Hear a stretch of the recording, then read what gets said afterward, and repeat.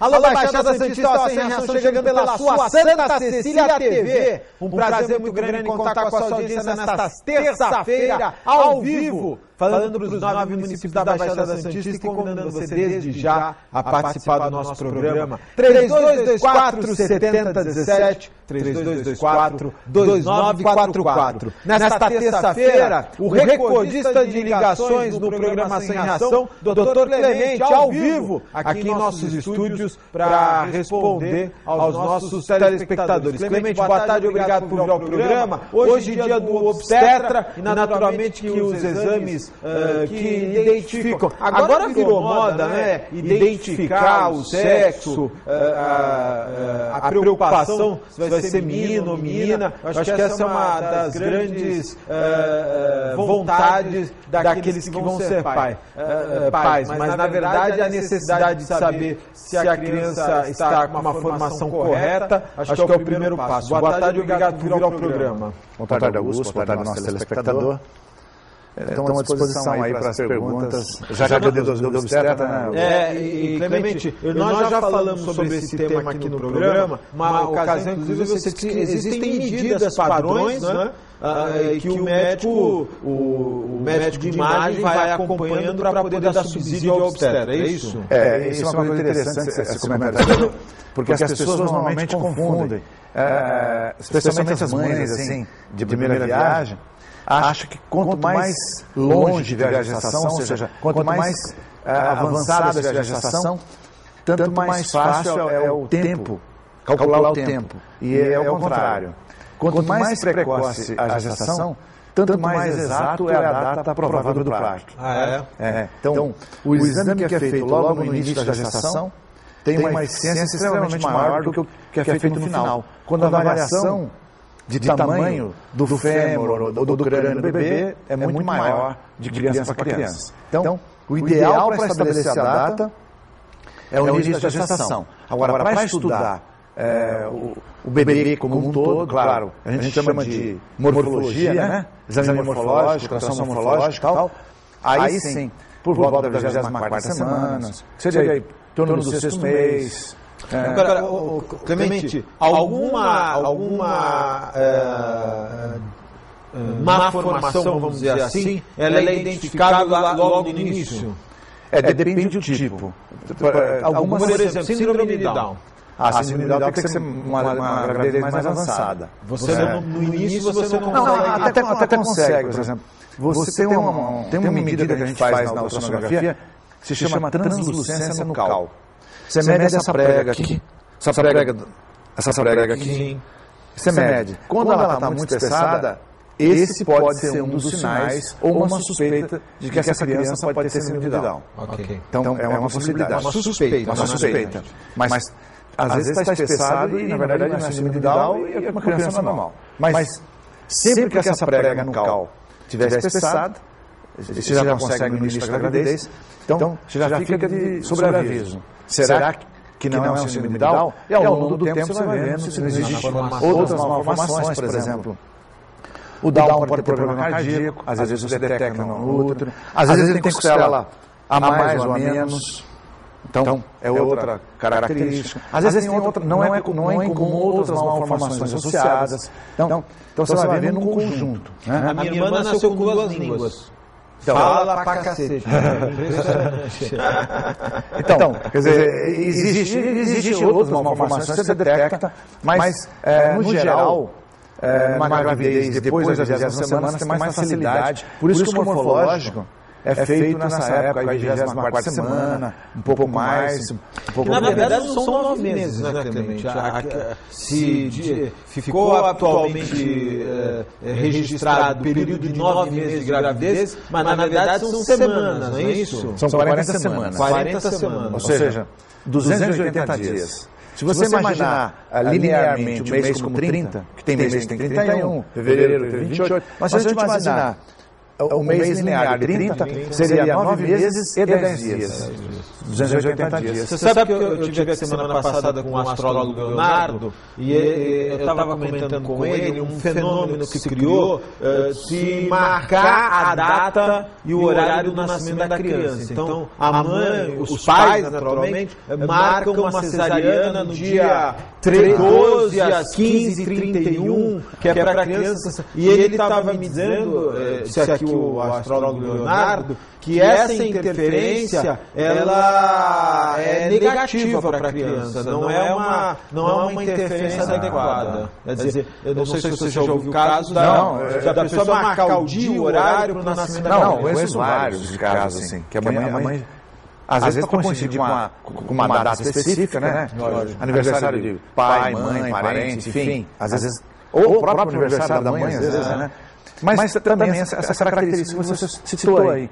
A pessoa acredita que se for signo tal é melhor, e faz a evolução lá com um astrólogo e acha, não, então é melhor nascer tal hora, assim. Já vi vários casos, combina a cesárea e tal. Realmente, eu não sei do ponto de vista astrológico, mas do ponto de vista médico não é legal mesmo, né? Porque ele também condenou, viu? No aspecto astrológico condenou. É que hoje existe uma pressão muito grande das mães em se fazer cesárea, independente do médico. Claro, para o médico também é mais confortável, porque ele faz a cesárea, vai embora, acabou. Uma evolução de parto, especialmente se for uma primigesta, primeiro filho, às vezes são 8 horas de evolução, 12 horas de evolução, e teoricamente o médico tem que estar ao lado ali, o próximo, né? Para ver aquela dilatação que acontece gradativa e tal. Então, a cesárea é mais confortável para o médico. Também é mais confortável para a mãe. Especialmente aquela mãe que tem medo do parto normal, de ter dor, essas coisas assim. Agora, para o bebê, o parto normal é muito superior em termos de resultado. Muito. Por quê? É uma coisa da natureza mesmo. Né? Por mais que a gente queira admitir, e não importa a crença nisso aí, mas na medida em que a criança vai nascendo, quando ela passa pelo canal vaginal, e isso, às vezes, você vê que muita gente importante questionando. Pô, mas não tem cabimento, é muito mais fácil tirar para uma cesárea. Você abre um buraco proporcional ao tamanho da cabeça e tal. Enfim, questiona a passagem da cabeça do bebê pelo canal de parto, pela vagina. Dizendo que é um absurdo, como se fosse uma aberração da natureza. Alguns falam até na deformação da mãe. E a gente sabe hoje que é o contrário. Sim. O índice de complicação numa criança de parto normal é muito menor do que numa parto cesárea. Você gerou diversas dúvidas. Deixa eu... Primeiro, a gente fala muito, eu conheço diversas pessoas que, olha, eu vou ter meu filho num hospital em São Paulo, com todo atendimento, tem UTI, e você tem um contraponto de mães que têm os filhos no banco de trás de uma viatura da polícia. Né? Ou casos de mães que têm o filho na rua por algum problema. Tal. Quer dizer, na verdade, é muito subjetivo isso. Quer dizer, por mais que você esteja amparado, os problemas podem acontecer num hospital de ponta ou no banco de trás da viatura da polícia. Né? Quer dizer, eu conheço diversos casos de pessoas que tiveram os filhos num momento ou porque perderam o tempo, né? E acabaram... Você vê casos de pessoas que nunca imaginaram fazer um parto, fizeram um parto. Como é curioso isso? Você fez uma coisa assim, super importante essa consideração. Você pode ver que essas crianças normalmente não complicam. Você pode ver o histórico depois, não complica. Por quê? Porque ela nasceu no tempo correto, Augusto. No tempo exato. O tempo que já... Pela passagem vaginal, como você... Pela passagem vaginal. O que acontece na vagina? Quando ela passa, aquela contratilidade. Essa contratilidade é como se massageasse o pulmão do bebê. Então, ela faz isso, aperta, solta. Aperta, solta. Aperta, solta. Teria a ver com ele está saindo de um ambiente líquido? Quer dizer, o pulmão, quanto mais próximo da data correta do parto, tanto mais maduro ele está. E ele precisa estar maduro, porque senão não funciona. Depois a gente vai considerar algumas doenças que são originárias dessa antecipação. Mas assim, o que acontece? Essa massagem que é como se fosse um fole da vagina, contraindo para expulsar, é exatamente o grande mérito do parto normal. Essa contração estimula o pulmãozinho a eliminar a secreção que possa existir lá dentro. Então, você pode ver que normalmente essas crianças nascem com Apgar. Apgar é uma medida que a gente faz no parto para verificar como é que está o neném logo que ele nasce. Então você dá pontos lá, não vou entrar em detalhe para não complicar, mas você vai dando pontos para cada item lá e vai mensurar isso para ver em que condição o bebê nasceu. O cara nasce com Apgar lá em cima, sempre bom. Por quê? Porque ajuda a eliminar essa secreção que está lá, e quando ele sai, essa massagem toda, ele dá aquele grito normalmente, forte, que é a expansão, corresponde à expansão pulmonar. Agora, nisso temos dois pontos. No Brasil, nos últimos anos, começou a fazer uma campanha para voltar ao parto normal. Porque em algum período aí nós tivemos uma grande incidência de cesarianas, né? O pessoal, talvez comodidade, enfim, começou a se fazer muita cesariana. O Brasil começou a se trabalhar isso, voltar ao parto normal. E uma outra questão, Clemente, e esse parto, não sei, não consigo imaginar, não tive esse cuidado de estudar sobre isso, mas e esse parto na água? Não é?